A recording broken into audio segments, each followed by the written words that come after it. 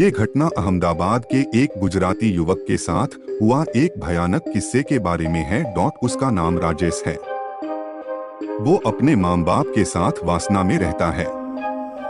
उसके पापा मिठाई की दुकान चलाते हैं और माता गृहिणी है। 5 साल पहले की ये घटना है जिसकी वजह से वो आज भी डरा हुआ रहता है। ये पूरी घटना के बारे में वो बताता है। इस घटना को याद करके आज भी मेरे दिल की धड़कन बढ़ जाती है। डर के कारण मेरे हाथ भी कांपने लगते हैं। भूत प्रेत और शैतान में मैं कभी नहीं मानता, ये सब बातें बकवास है, ऐसा ही मानता था। लेकिन ये घटना के बाद जब मैं अंधेरी गली में से भी निकलता हूँ तो मेरे पैर थड़ थड़ कांपने लगते हैं। आज मेरी ऐसी हालत हो गई है कि आज तक रात को भी सोने के समय घर की लाइट चालू रखकर सोता हूँ। मेरे पाप बहुत ही कड़क स्वभाव के हैं। 12वीं कक्षा की परीक्षा में खराब परिणाम आने के कारण मेरे पापा का गुस्सा 7वें आसमान पे पहुंच गया। उन्होंने मुझे मार पीट के घर से बाहर निकाल दिया।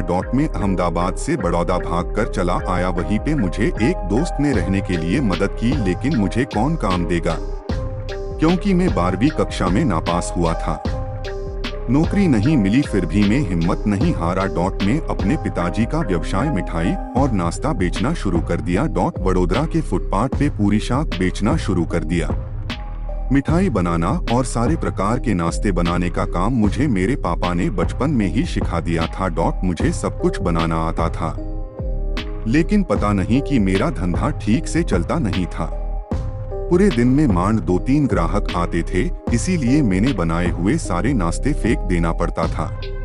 रोड पे मैंने जहाँ पे लारी खड़ी की थी वो बहुत ही भीड़ भाड़ वाली जगह ही मेरे सामने सारी लारी पे भीड़ लगी हुई रहती थी और मेरा ही काम बंद रहता था। मैंने आखिर में हार मान ली और सब कुछ बेचकर घर वापस जाकर पिताजी के पैर पकड़कर माफी मांग ली। उस दिन दोपहर के 12 बजे मेरे डर की घटना शुरू हो गई। मैं अपनी लारी के पास खड़ा था। आसपास में बहुत भीड़ भी नहीं थी। मैं पास में दीवार पे पेशाब करने के लिए गया और मुझे जोरदार झटका लगा। वहीं पे एक भयानक आवाज सुनाई दी और मेरे होश उड़ गए। मुझे ऐसा लगा कि कोई प्यासा पानी पी के संतोष हुआ, ऐसे खुश हुआ। थोड़ी देर में देखा कि मेरी लारी के आसपास भीड़ जमा होने लगी और मैं जमीन पे गिर गया। जब मैंने देखा कि मेरी लारी के पास एक ग्राहक खड़ा था, मैं खड़ा होके उस ग्राहक के साथ बात करने लगा। वो आदमी अजीबोगरीब लगता था।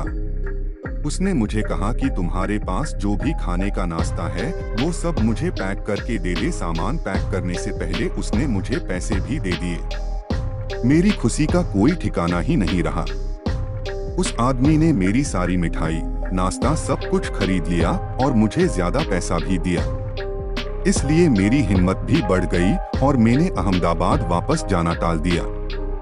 वो आदमी हर रोज आता और मेरी सारी मिठाई और नाश्ता खरीद लेता। एक बार मैं बाहर घूमने गया और उस दिन लारी निकली नहीं थी। दूसरे दिन लारी लेके मैं काम पे पहुंचा तो वो आदमी मेरी सामने आके खड़ा हो गया और गुस्से से लाल होके मेरे सामने घूरने लगा।